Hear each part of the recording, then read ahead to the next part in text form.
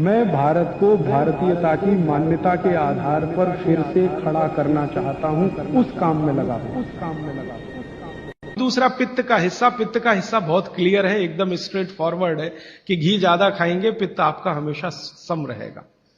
और ज्यादा घी खाने का जो समय है वो बारिश के दिनों में और ये जो गर्मी के दिन होते हैं ना, उस समय घी ज्यादा खाइए ताकि पित्त को कंट्रोल करके रखे।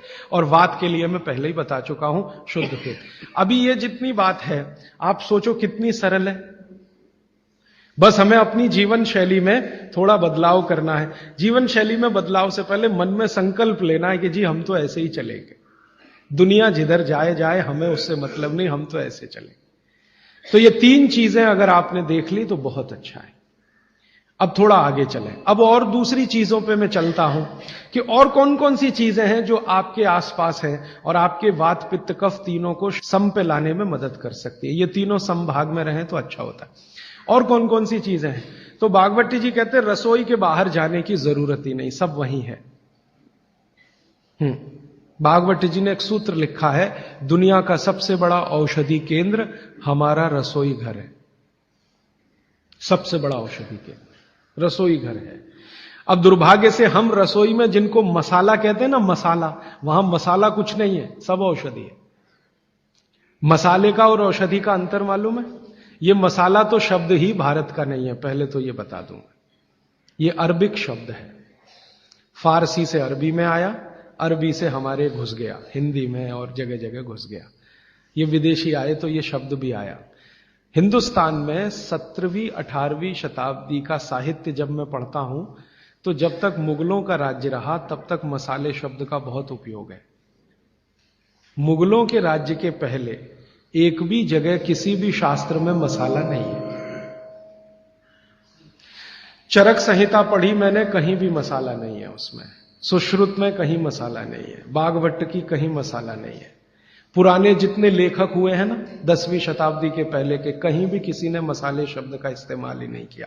हर जगह है तो औषधि है, औषधि औषधि, जीरा औषधि, धनिया औषधि, ये औषधि के रूप में है।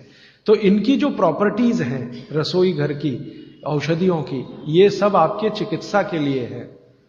अब मुझे समझ में आता है कि हमारे पुराने जमाने की माताएं बहनें, जो हमारी दादी हैं, नानी हैं, उन्होंने अपनी अपनी बेटियों को जो कुछ सिखाया, सब्जी बनाना तो क्या क्या डालना, जीरा चाहिए, धनिया चाहिए, हींग चाहिए, मात्रा कितनी कितनी चाहिए, वो सब बड़े वैज्ञानिक और चिकित्सक लोग रहे होंगे।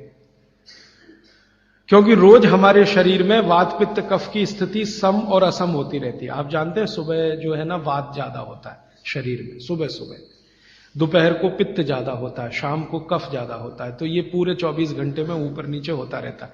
तो 24 घंटे में जो वात पित्त कफ ऊपर नीचे होता रहता है, तो सब्जियों में उसी के हिसाब से औषधियां डाली जाती है।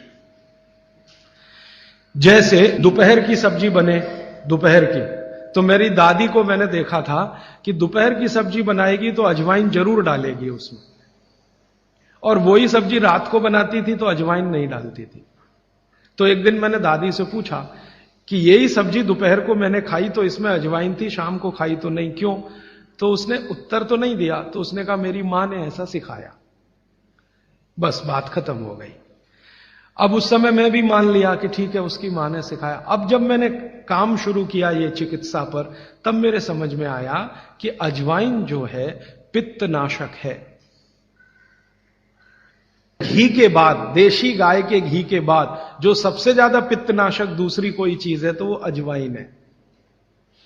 और दोपहर को पित्त भड़कता है, आप जानते हैं, और वो स्वाभाविक है क्योंकि खाना खाने के लिए पित्त भड़कना ही चाहिए।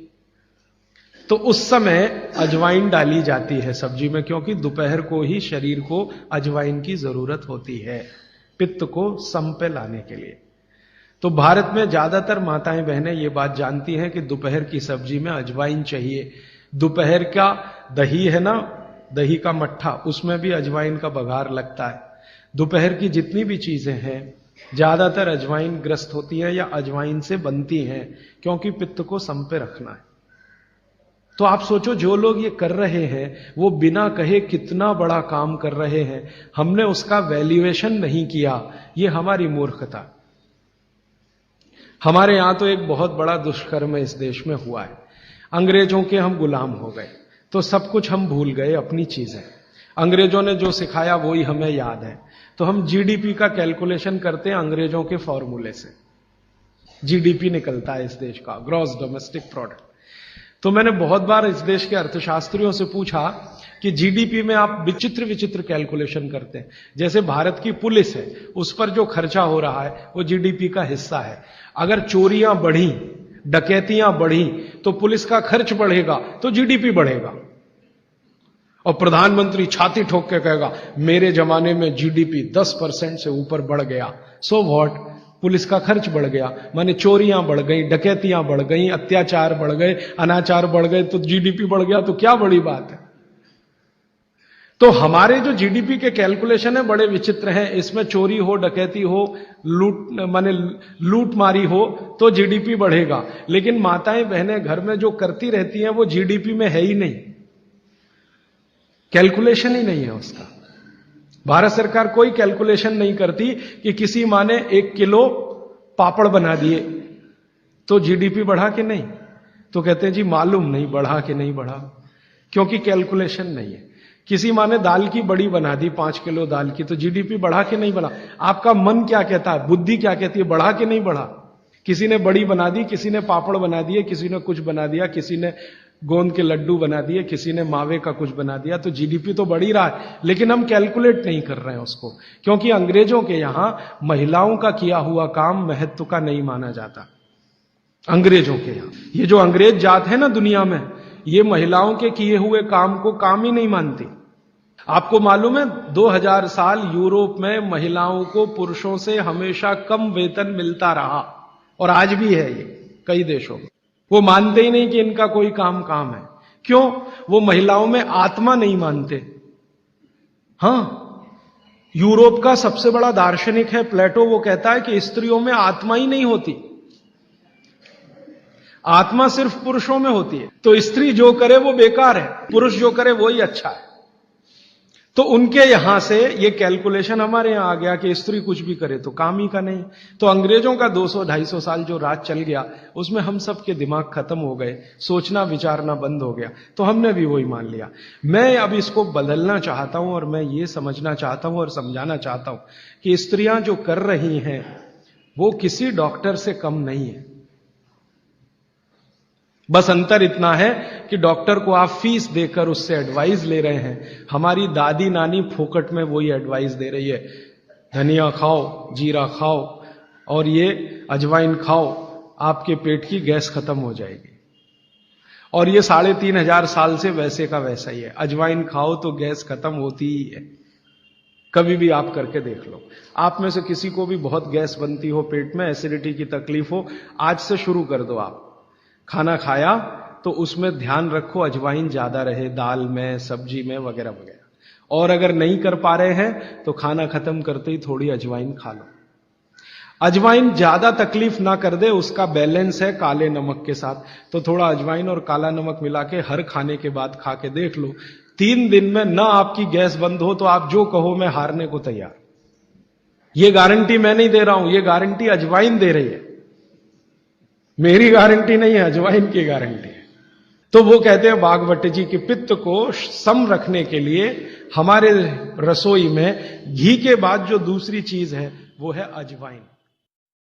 अब एक और बताता हूं, अपने स्वयं पाक घर में ऐसी ही एक बहुत अच्छी औषध है, उसका नाम है जीरा। जैसे हळद है वैसे ही एक है जीरा। जीरा बहुत अच्छी औषध है। पित्त के जितने भी रोग हैं आपके शरीर में, ये सब जीरे से ठीक हो जाते हैं। पित्त के रोग आप सब समझते हैं, पेट में गैस बनना, पेट में जलन होना, खट्टी खट्टी डकार आना, भोजन का पचन नहीं होना, इनडाइजेशन होना, वॉमिटिंग होना, बार बार उल्टी होना, वॉमिटिंग सेंसेशन होना, नौसिया होना, ये सब पित्त के रोग। इन पित्त के रोगों की सबसे अच्छी औषध है, उसका नाम है जीरा। जीरे को ले लीजिए आधा चम्मच और आधा कप पानी ले लीजिए, उसमें मिला दीजिए, पानी को खूब गर्म कर लीजिए, पानी को फिर ठंडा कर लीजिए, ठंडा करके इस पानी को चाय की तरह से पी लीजिए और जो जीरा उसमें है उसको चबा के खा लीजिए। तो नियमित रूप से अगर सुबह सुबह आपने लेना शुरू किया तो ये जीरा पित्त के सभी रोगों को आपके शरीर से बिल्कुल दूर कर देगा। गैस बनना बंद हो जाएगी, खट्टी डकारें आना बंद हो जाएंगी, भोजन की जो अपच है वो ठीक हो जाएगी, वॉमिटिंग सेंसेशन बिल्कुल ठीक हो जाएगा, इंडाइजेशन बिल्कुल ठीक हो जाएगा। ये सब बीमारी पित्त से संबंधित जितनी भी हैं, जिनको भी कहते हैं ना पित्त बिगड़ गया है, पित्त बिगड़ गया, उन सबको बोलिए जीरा खाएं। एसिडिटी वही पित्त बिगड़ा, एसिडिटी भी पित्त की ही खराबी है। तो जीरा बहुत अच्छी औषधि है।